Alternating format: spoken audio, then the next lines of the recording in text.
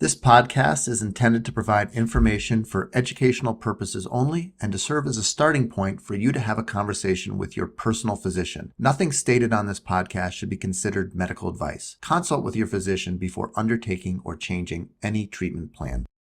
What we see when we start to back out and think about these as individual or combination treatments, we see that the more treatments we apply, the more weight loss we get.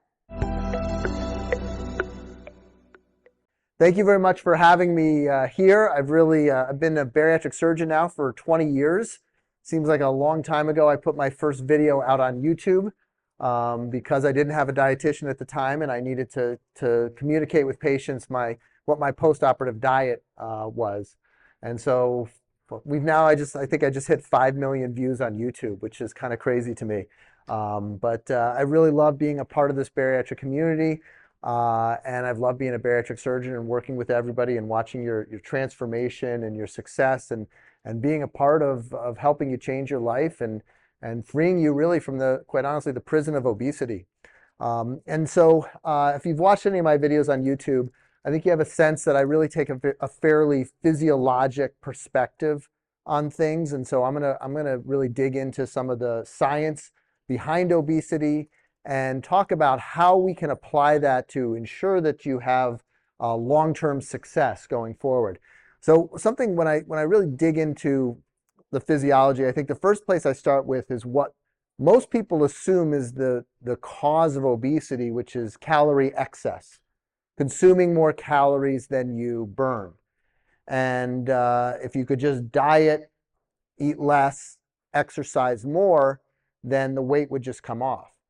And there's a fundamental flaw with that assumption. And that flaw is that the calories that you consume and the calories that you burn are not independent variables. Meaning when you eat fewer calories, you burn fewer calories. And if you exercise more, you eat more calories. And so this isn't simple arithmetic. This is high order calculus. The math is actually very, very complicated when it comes to obesity because as you eat differing amounts, it changes your metabolic rate. And so if we don't factor that in, we put ourselves on a path for failure. And I'm sure there's not a person in this room who hasn't put themselves in calorie deficit, found some initial success, and then ultimately found that the math and the strategy broke down. And they were very quick to regain their weight. Another point I discuss is if we're going to take this calorie counting and really carry it forward, the assumption is, and there's some debate about this, but 3,500 calories is about 1 pound of body fat. And there's different, people argue about it. To be honest with you, I don't really see the point in arguing about it because the fundamental philosophy behind it is flawed. So let's just work through what happens if you were to consume 10 more calories every day than you burn. Let's talk about what 10 calories is. 10 calories is a potato chip. Yeah, it's nothing. 10 calories is an incredibly small amount of food. But if every single day over a year, we consume 10 more calories than we burned, that would be 3,650 calories, around 3,500. Let's just round it to 3,500. And so you'd gain a pound of fat in a year if you just eat one extra potato chip more. Is there anybody out here who weighs the same today that they did 5 years ago? Anybody? Yeah, give or take, right? If you weigh the exact same amount that you did 5 years ago, it would mean over the last 5 years, you somehow managed to balance your calorie intake and your calorie consumption down to the last crumb. Because like I pointed out, even 10 calories over 5 years, you'll gain 5 pounds. And so we have to take a step back from this calorie counting and recognize that it's not so simple and that we can't just look at this as striking the right calorie balance to drive weight loss. There has to be something else at play that allows someone to go 5 years without eating even 1 crumb extra over 5 years, consuming 1,800, 2,000 calories a day. It's really a remarkable feat, and it points to the fact that there is regulation at play. Our body regulates our body fat storage. It regulates our hunger. It regulates our metabolic rate. I refer to this as your metabolic thermostat. And what I really mean when I'm talking about this is that if you were to say, put yourself into calorie deprivation, let's go back to that time when you did the math, you put yourself on an 800 or 1,000 calorie a day diet, you ran the calculation based on what your basal metabolic rate was, and you restricted your calorie intake and you lost weight because it works at first. There's no question it works right off the bat. But what happens is your body has a set point. It has a number that it feels comfortable at. It has a number that you always seem to balance back to. And when you stray away from that, when you restrict your calorie intake, when we focus only on calorie restriction and not other different nutritional methods, which we'll talk about in a second, your body weight drifts down and the thermostat kicks in and it tries to push your weight back up to your set point. It increases the food noise, the hunger, the thoughts about food. We tell ourselves that these are things that are entirely under our control. And there certainly are things that we can do to minimize food noise outside of medications or surgery or any of the other things we're going to talk about. But we also have to understand that this is a basic physiologic drive. And ultimately, if we push this thermostat far enough, our ability to resist that physiologic drive will fail. Just like you can train yourself to hold your breath for 20 seconds, 30 seconds, a minute, but not 20 minutes. Nobody can hold their breath for 20 minutes. It just is physiologically impossible. We also see your metabolic rate slow down. And so the math that initially said you should be losing a pound every 3 or 4 days, it starts to fail. And the weight stalls, and you may even go up a little bit, and you're like, how am I gaining weight eating 1,200 calories a day? And the answer is your metabolic rate is slowing down below 1,200 calories a day. And so your body responds to decreased food intake. But there's another part of this thermostat that we tend to ignore, but it's critically important. And it's what happened to all of you after surgery. If you put your weight above your set point, then the opposite changes occur. A good example, what I usually use for this is New Year's Day, right? What do we all do on New Year's Day? I'm going to eat right. I'm going to exercise. I'm going to go to the gym. I'm motivated. Well, what's happened the week or two before New Year's Day? We eat, right? We all eat. And so we all push ourselves a little bit above that set point. Food is in abundance. There's a celebration. Everybody's around, and we eat a little bit more. And our body weight, we gain a few pounds. And so it's easy to ignore food for those first few days because these opposite changes are happening. We're seeing a decrease in our food noise. And we want to go to the gym. We're super motivated because we got this extra energy. We're trying to burn off calories. Our body is in high metabolic rate mode and we want to burn calories. And so this set point really governs your body weight. Your body fat is physiologically regulated. And it only makes sense because all of us physiologically are cave people. And cave people starve to death. There was no buffet line back in the caveman era. And starving to death was a very real threat. And so our physiology evolved to maximize our ability to absorb calories and regulate our body weight. What happened to the caveman who lost 10 pounds and didn't get hungry, didn't develop a desire to eat? That caveman didn't procreate. No, it was the people who were able to make it through those long periods of famine and starvation that inevitably occur if you're a caveman. Those were the ones who were able to move on and procreate and pass on their genes. And the truth is, everybody in this room, if you've had bariatric surgery and you struggle with your weight, you probably would have been a kick-ass cave person. You would have made it through the winters without any problem. You had all the genes that allowed you to make it through periods of food shortage without losing your precious body fat stores, which were there to keep you alive. And that's the ultimate cause of obesity, is that we're eating a modern diet and with our Paleolithic genes. And so if we're going to drive permanent, durable weight loss, we're going to achieve that not by fighting away from our set point, not by somehow figuring out how to resist our basic and primal physiologic drives, but we're going to do this by somehow lowering that set point.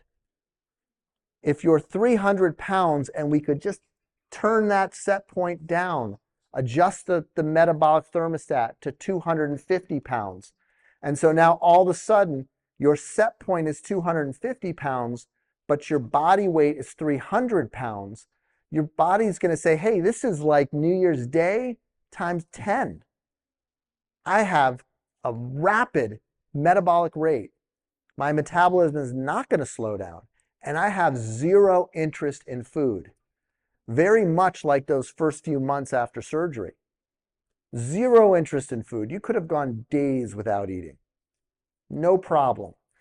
And so that was because that surgery, that rearrangement of your intestines, lowered your set point and put you well on that overfed side of the metabolic thermostat. And the weight loss was now happening with your physiology. Your physiology was driving the weight loss, and you weren't fighting against it. And that's the key, because generally when your set point is low, it's easy to lose weight. And if it's easy to lose weight, that's a good thing. We're taught you have to try hard, you have to suffer. This is about pain, discomfort, and enduring it. That is the secret to weight loss. That is what you've been told your whole life. And it's the exact opposite that's true. It's the easy weight loss that works. The weight loss after surgery is generally pretty easy. You almost can't do anything to stop it. It's happening to you, not necessarily something that you're causing. And that's the secret to durable long-term weight loss. We have to lower that set point. But before we talk about how to lower your set point, it's also really important that we understand why your set point went up. Because these factors right here, these are the causes of obesity. And if we're going to be successful at lowering our set point and keeping it low, we have to minimize these as much as possible. If you've listened to my podcast or watched any of my videos, you've probably seen me talk about weight-gaining medications. New York Times just put out a really great article where they reviewed a meta-analysis of patients who were taking SSRI medications. Prozac, Wellbutrin, sertraline, Zoloft, all those kind of first-line antidepressants. And they showed that taking these medications was associated with weight gain. About 5% of your total body weight over, I think, 6 months or a year. That's a lot of weight. There's other much more powerful weight-gaining medications. Depo-Provera, a long-term birth control medication. Insulin for the treatment of diabetes. Abilify, risperidone, a lot of the psychiatric meds cause weight gain. And so if you're going to preserve your lowered set point, you have to avoid medications as much as you absolutely can. If it's vital to your survival, your mental health, you got to take it. But if it's not, maybe you shouldn't be taking it. Medication-induced weight gain is real, and I see it probably as a major factor of weight gain in about a third of the people I see in the office. Genetics. Problem with genetics is we can't do anything about it. Our genetics are our genetics, but you go to a family reunion and everybody's shaped the same way, you know, that's what's going to happen. And so if those are your genetics, fighting that is very, very difficult. It's an uphill battle. Age, also unmodifiable. Well, it is, but not the way you want to do it. As we age, we tend to store excess fat. Pregnancy, especially at an older age, pregnancy in your 30s, mid, even late 30s, can be a significant weight gaining factor. Menopause, I don't need to tell this to anybody who's going through menopause or has been through menopause. Man, it gets a lot harder to lose weight after menopause. Stress and depression, I think this is really a huge place where mental health comes in. And it's managing this without taking medications that cause weight gain. And this is where all of the things that people discuss, the behavioral therapy, the journaling, the meditation, the exercise, all of these other factors that can help modify your stress can also help you maintain that lowered set point, because long-term chronic stress or depression raises cortisol levels. Elevated cortisol levels cause your set point to go up. Processed foods and sleep disruption all cause your set point to go up. And so the first step to maintaining your lowered set point is to look at your life, look at any of these factors and say, what can I do to minimize these? And changing that. There are 4 ways to lower your set point. And in general, at least 3 of them will often make a lot of sense to people. So the first is nutritional change. And I'll go into each of these in a little bit more detail in a second. Nutritional change is different than dieting. It's eating different food. An analogy I sometimes use is, hey, listen, if I moved you to rural China and you had to farm and raise your own food and animals, do you think you'd lose weight? Yeah. You would change the type of food that you ate. That's different from restricting the calories that you consume, which we've already talked about is not a solid long-term solution. Building muscle and using it. This is great for the young folks out there. And this is a little different than exercise too. Kind of the traditional exercise that we think of is I'm going to get on the treadmill and I'm going to exercise and burn 200, 300, 400 calories. Anybody who's ever tried to track their calorie consumption during exercise understands what a fool's errand this is, right? I mean, you ever use those assault bikes, you know, the things where you ride like that with a fan? I do that for like all out for a minute, it's the longest minute of my day, and I burn 14 calories doing it. You know, it's just, you can't burn enough calories through regular cardiovascular exercise to maintain weight loss. However, if you can build muscle and then use it vigorously, which is really what's necessary to maintain that muscle, the presence of skeletal muscle on your body lowers that set point. It adjusts the way your body looks at your fat stores and tries to store fat. And so in some people, this is totally possible. In some people, this is just something you shouldn't even try because you'll hurt yourself. And, you know, I say that as a joke. Actually, I left it out of the last slide, but one of the other major causes of your set point going up is injury.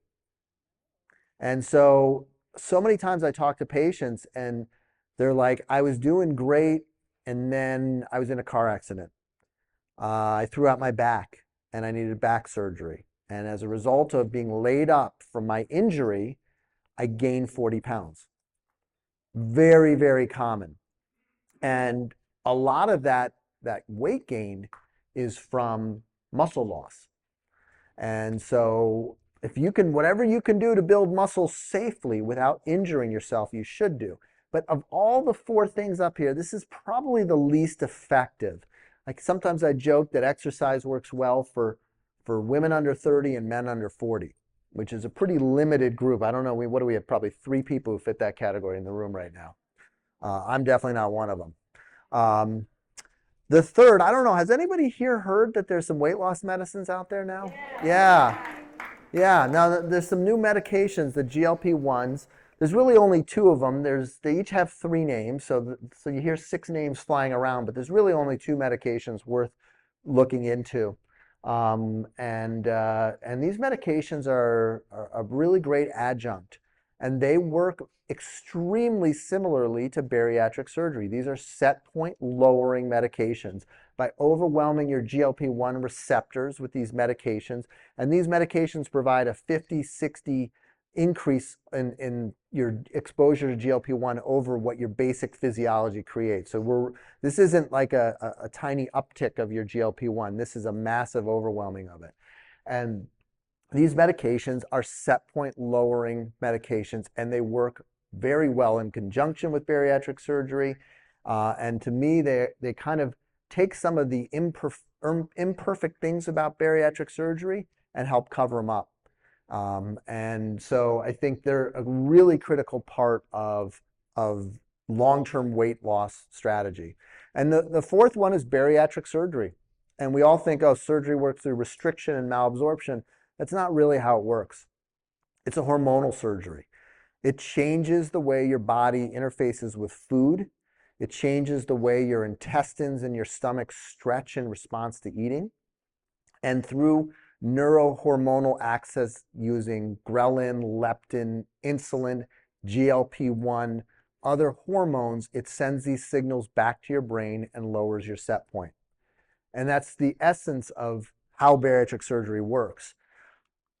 So what we see when we start to back out and think about these as individual or combination treatments, we see that the more treatments we apply, the more weight loss we get. And, lifestyle changes are great. And, there might be people out there who write books about nutrition and talk about how great nutrition is. And if you only fix the nutrition, if you just got the nutrition right, you'd finally lose the weight and keep it off. And I think it's time for us to acknowledge that that's not necessarily an entirely true statement. And I am one of those people who have written one of those books. But on average, if you really nail the lifestyle changes, it's about 10% total body weight loss.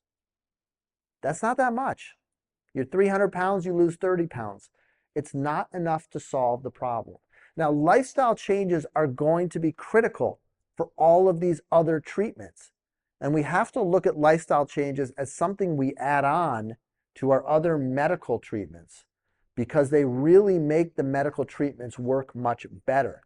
Bariatric surgery without good nutrition afterward doesn't work that well. And the same is true for GLP-1 medications, probably even more so because it's a less powerful treatment. Bariatric surgery is a more effective set point lowering treatment than GLP-1 medications. So now we get into the medications. Our current crop, we're seeing 15 to 20% total body weight loss. There is some data, I think about 18 months for tirzepatide, which is Mounjaro, and Zepbound, which is clearly the better of the 2 medications, the more effective of the 2 medications, that shows about 25% total body weight loss. The thing that we're seeing is that whatever they saw in the studies, and this is kind of how medicine works, whatever we saw in the studies, you don't necessarily get quite that much weight loss on average in the real world, because in the study there were no copays and no prior auths. So we're seeing in our practice somewhere around 15 to 20% total body weight loss. And so that's better than lifestyle. We move up to a sleeve. We're looking at 20 to 25% total body weight loss. A bypass, on average, 25 to 30% total body weight loss. The real magic that I'm seeing in my practice, and that is, exciting me after 20 years of doing this, I'm probably more excited about what we can offer our patients now than I have been at any other point in my career. It's when we combine all these treatments, when we take a sleeve and a bypass and we add the meds in afterward. I see patients coming into my office 400, 450 pounds, and we're literally able to cut their weight in half reliably. Not just, hey, here for the billboard, right? There's some people respond great to these surgeries. 10% of people, I call them super responders, and they don't need any meds. Their genes are aligned with this surgery, and they have a remarkable response. And they'll lose 50% of their body weight, but that's not the average. That's the best responders. That's the top part of that bell curve. With these meds, we can get everybody at that level, 30 to 50% total body weight loss. Yeah, but with the mix, don't you have to like take them forever and they're not like really cheap? Yes. Yeah. Yeah, but they work. Yes, for what? Like you have to take them forever because they're lowering your set point. And your set point will go up. But you know what? You might not have to take high blood pressure pills. You might not have to take high cholesterol pills. Your surgery's in you forever. It's not reversed. And so if you're going to achieve long-term durable weight loss, you need to make long-term changes. And the beauty of surgery is you make that change once and then it just kind of sticks around. Medications don't work that way. There's strategies though, and I think what maintenance looks like on these meds is still up for debate, and there's new agents coming out, and there's variable responses that we see, and so there's a lot to this. And again, you don't have to take the meds. I'm just explaining to you what's available out there that will allow you to be successful over the long term. So let's talk about lifestyle changes. Again, very rarely the only solution. There are people who can be extremely successful with lifestyle changes. And the thing that, people are like, oh, Dr. Weiner, you're like into the veggies and nutrition and everything like that. And that's absolutely true. But I love it when someone comes in eating a lot of McDonald's and drinking a lot of soda. I love it because I can make a huge change in that person's diet. And a huge change is going to get you huge results. And so these people, if you have a very poor diet to begin with, you can lose a lot of weight. Now, we don't want to go take that diet all the way up to surgery. We want to correct it before surgery or before, even before we start the meds potentially. But that, we can see great weight loss. So there are, in every group, there's people who are super responders. There's super responders to surgery. There's super responders to medication. There's super responders to lifestyle changes. Young people who are capable of high intensity exercise are able to lose substantial weight through nutrition. And then people who've lost a lot of weight in the past. So let's talk a little bit about GLP-1 medications. They are a very powerful treatment option. They are expensive and probably will be expensive for at least another 5 years, possibly 10. 15% of people don't respond. 10% of people don't tolerate them. So I'm not telling you these things are perfect. They are not perfect. There is nothing perfect in the weight loss world. Bariatric surgery is not perfect. Nutrition and exercise isn't perfect. And GLP-1 meds aren't perfect. But there are people who respond extremely well to them. And there's only one way to figure out if you're going to respond or not. And that's to take them. They have to be taken long-term for weight loss. And that is the truth. That's how they work. You got to go in accepting that. The truth is, how many people here take a medication? I do, right? How many people ask their doctor when they can stop taking that medication when it was prescribed?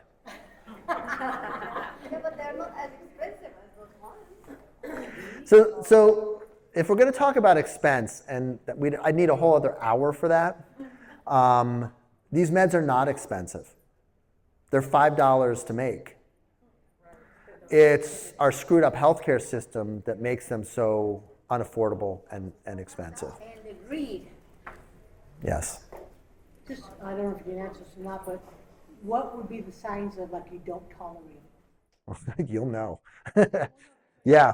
Developed a skin rash and they say it might be because of this? So, these GLP-1 meds, we're seeing the same thing we saw with bariatric surgery, which is when you have bariatric surgery, if you're like, I have this headache, everyone's like, oh, it's your surgery. Yeah, right? Oh, I broke my leg. Yeah, because of your surgery. You broke your leg because of your surgery. And so everybody's very quick to blame everything that happens to you after this. And so we really have to take a step back and look at the science. Skin rash isn't something I'm seeing. We see it's mostly GI side effects. It's heartburn, nausea, vomiting, constipation, diarrhea. Those tend to be modifiable if you dose them carefully and correctly. I think the big problem we have is we're dosing them. All the data, all the studies, the way that we're supposed to dose them is wrong. We're overdosing them. We're escalating the dose too fast.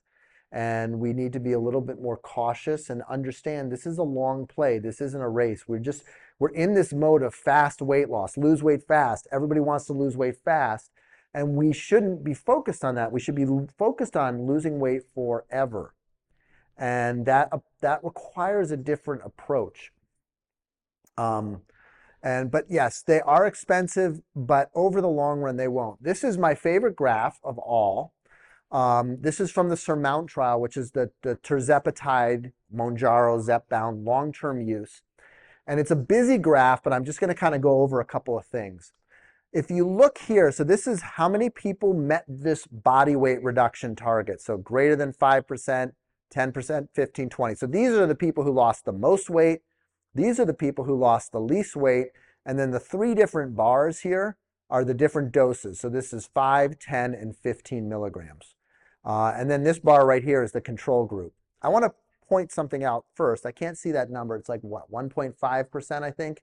Yeah, 1.5% of the control group, the people who were given a placebo, a saline injection, lost more than 25% of their total body weight. So there was no nutrition. These patients all participated in a comprehensive, detailed nutrition program. So they selected out a few people who were super responders to nutrition. And I think that's a really important point is all these data, and that's another, besides the prior auths and the copays that get where we don't get the same results as we see in the studies in real life. It's also the nutrition. These patients got really good nutritional support. And that's something that we've created in our practice and actually is open to anybody anybody in the country who wants to join our support group is welcome to. But we see, if we look at this, even at the highest dose of 15 milligrams, about 9% of people lost less than 5% of their total body weight. Another thing I like to point out is if we look down here, what is that number? 25? 15.3.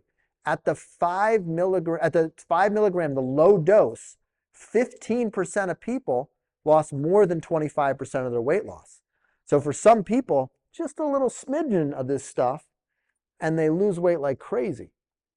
And so people are going to respond differently. And we're going to, there's things that we can do to leverage that. We have to be aware of the fact that some people don't respond. We also have to be aware of the fact that there's some people out there, there's 15% of the people in this room would have a crazy good response with a small dose of the medicine. So kind of quickly going over, sleeve, moving up, 20 to 25% of sleeve patients. It's a simple, safe surgery. I love sleeves. I do them every week. The one thing we have to know about the sleeve, though, is there is postoperative heartburn and reflux. And I convert almost one patient a week on average to a gastric bypass for treatment of severe acid reflux. And that really, to me, is proving to be the Achilles heel of the sleeve, along with weight regain. And we see a lot more weight regain in the sleeve patients. And our last episode of the podcast, actually this week's episode, I think it's called GLP-1 or Bust. Do all VSG patients need GLP-1 meds?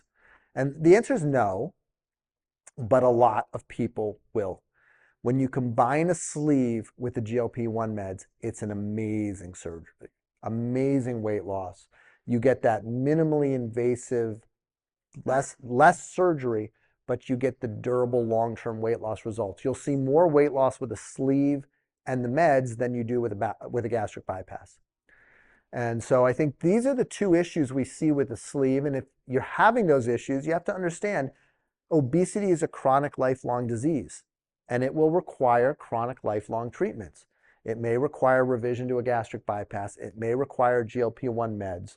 And if that's what it takes for you to maintain your lowered set point, and that is an important thing to you, and the fact that all of you are here in this room taking your time over the weekend, instead of relaxing to learn more about obesity, to learn more about the treatments for bariatric surgery, to connect with each other, it means that you're really committed to success.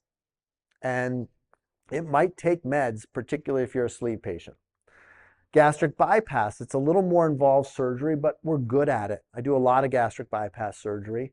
There's lots of rules with a gastric bypass. No NSAIDs, no alcohol, no smoking, no dumping syndrome. If you follow the rules, it's a great surgery.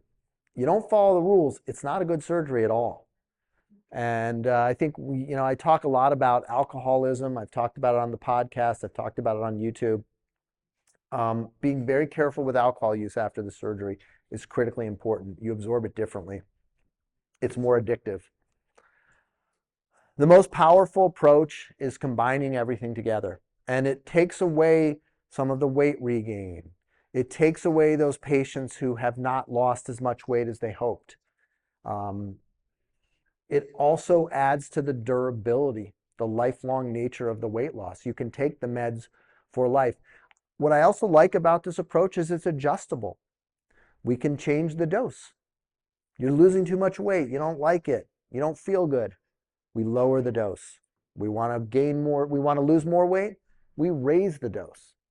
And so this ability to kind of adjust, and as we get more and more drugs, better drugs, then we'll see even more weight loss and even more flexibility and even more ability to kind of tailor and get that weight to the place that you want it.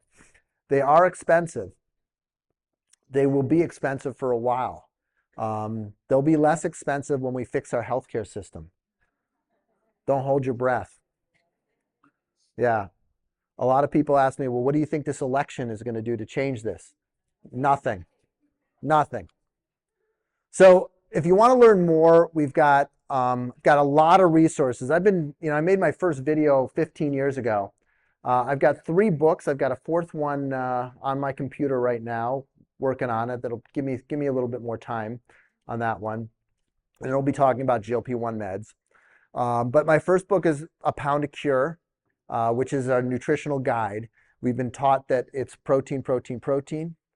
And I'm not sure that's the best long-term advice. I think that's great advice in the first 6 months.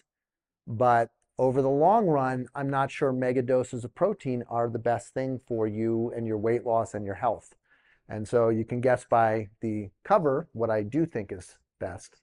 I've got a cookbook, and then particularly if you really want to learn more about this idea of your set point and what causes your set point to go up and how we lower it, I really cover that in detail on how weight loss surgery really works. We also have an online nutrition program. Zoe, our dietitian, had a family wedding. She couldn't come with us for this trip, but she really is a critical part of our practice. And we kind of the way we kind of describe it is I've kind of plotted out the what to eat. She helps people with the how. How do you eat it? And that's where cooking strategies and just general life hacks for meal planning and eating come into place.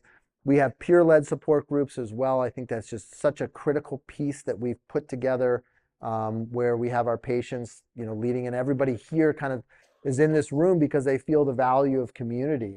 And obesity is there's a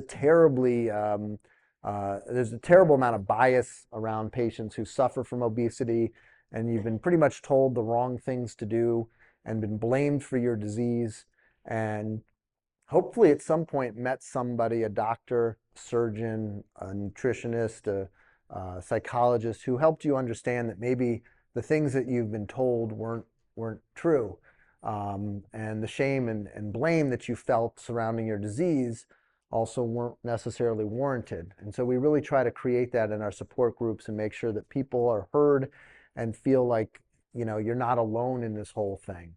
And I go on our support groups as well. We do have a platinum program for anybody who wants to see us from anywhere in the country. We do a lot of GLP-1 prescriptions.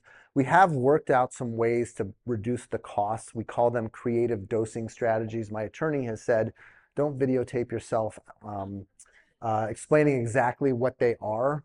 But there are some things, it's a little wonky, but it's less wonky than our healthcare system, and it's more in line with your needs and priorities than our healthcare system is. And so we're able to reduce the price of these substantially. We can get people on these for $100, $200, maybe $300 a month at the most. And we kind of leverage this idea that the lower dose, that there are people who respond at the lower dose, and you get about 2/3 or even more of the total body weight loss from that first 5 milligram dose. And so we do offer that for anybody out. And I think that's my last slide. So thank you to everybody who came here and took time out of your weekend to learn more about your weight loss and weight loss surgery. And I don't know if we have time for questions or if we'll save those for the fireside or. Okay. Does there anyone have any questions or? Sure. Okay. In the slide where it's increasing weight with increased treatment, you talked about the sleep and the iron wines and medication. What do you think about DS or CDs with the medication? So the DS and the SADI are more effective surgeries than the gastric bypass. And so, the main issue I think with the sleeve is that it really only changes the hormonal state related to your stomach, where with a gastric bypass, a DS, or a SADI, we see intestinal changes as well. So we bring in a whole other pathway of hormonal changes.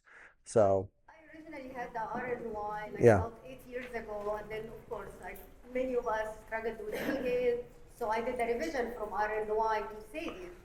And I did only a year out, but I stole for the last month, and my doctor suggests to start using the Zepbound. That's why I want you to think about this. And I'm only a year out, but I stopped losing.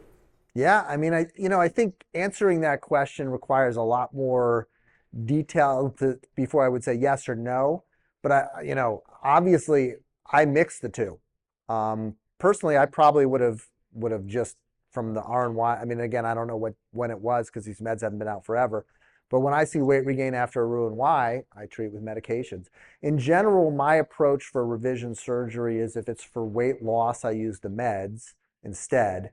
If it's for pathology like heartburn, that's when you have to do a revision surgery. All right, we're going to do 3 more questions just to be mindful of time.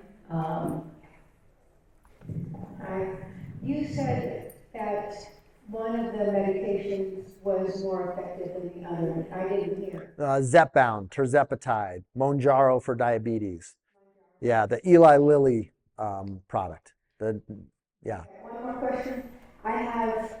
I'm 70, and I had my surgery 2 years ago, a BSG. Now I have terrible heartburn. Yeah. They're probably not going to give me a revision. Why not? Why, after 70, we just leave you out to pasture? Is that how we do it here? Yeah. This isn't Europe. But I tried the medication, but that's going to help my heartburn. So my approach is, and I'm in Tucson. I don't know where you are, but people travel for surgery for me, and we obviously offer telemedicine. My approach is if I have a VSG patient who's regained weight and has heartburn, I'll convert to a gastric bypass because we see, first of all, it fixes the heartburn overnight. The heartburn is gone, boom. It's an extremely effective way to reduce heartburn. Some people have great weight loss. Other people, not so much. There's a lot of variability in weight loss from a sleeve to a bypass. And so but you have heartburn, so let's treat that. It's a safe surgery when done by a safe surgeon. And we can get people through it even at the age of 70. I've done bypasses up until 72, 73. But if it's pathology, we're going to treat it. People show up with colon cancer at the age of 88 and they're having surgery. So we accept surgical treatment of other disease. If you're really suffering, why should you spend the rest of your life suffering? At 70 years old, you probably have a 3% serious complication rate with that procedure.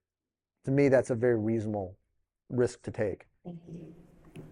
I just was curious, if you have bariatric surgery and it resets your set point, why would you need to take a medication if you were the tool you were given? I mean, I just have Yeah. I'm 3 years out, I maintain my weight, I don't take a medication. I'm just wondering if you were. So that gets back to the slide where I talk about the causes of set point going up. Something that I didn't talk about was that, with all surgeries, a sleeve, a bypass, a SATI, a duodenal swish, there is some failure over time.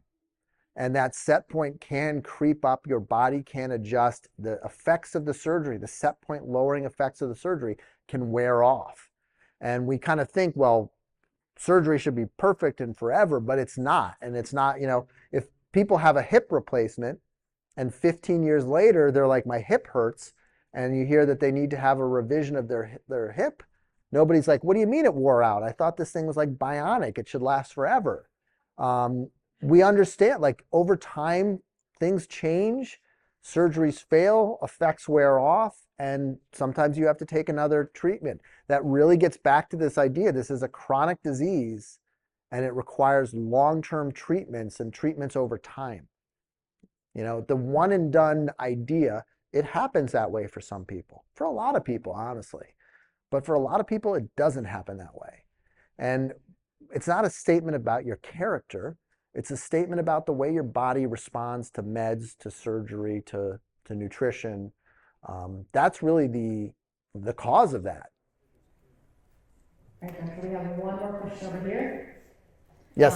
And tomorrow there's a fireside chat, and there's going to be a lot of time to ask more questions. If you have one, write it down and just keep it on you. And then once we answer this question, I do have a giveaway, so don't run out yet. Hi, I was wondering if it matters, like the results. If you had bariatric surgery 5 years ago, 10 years ago, 15, and then you decide you want to add on the medications, would you still get the same results? Yeah. Up to 50%? Yeah. I think the medications work better after bariatric surgery than they do in people who've never had bariatric surgery. It's for treating regain. And, for people who've regained that weight, and it kind of gets to this idea that there may be some memory to that lowered set point. And so if you've had bariatric surgery, regained your weight, then taking this med may kind of bring out some of those memories of that lowered set point. And we've been really, really happy, particularly with sleeve regain after sleeve, with the impact of GLP-1s. So no, I don't think the time that it matters. That, to me, there might be something. I haven't seen it anecdotally. There's certainly no evidence to support it. Right now, there's not evidence that shows better weight loss after bariatric surgery with these meds. I think there will be at some point. That's something we've really seen in our practice pretty strongly. All right. Thank you so much, Doctor.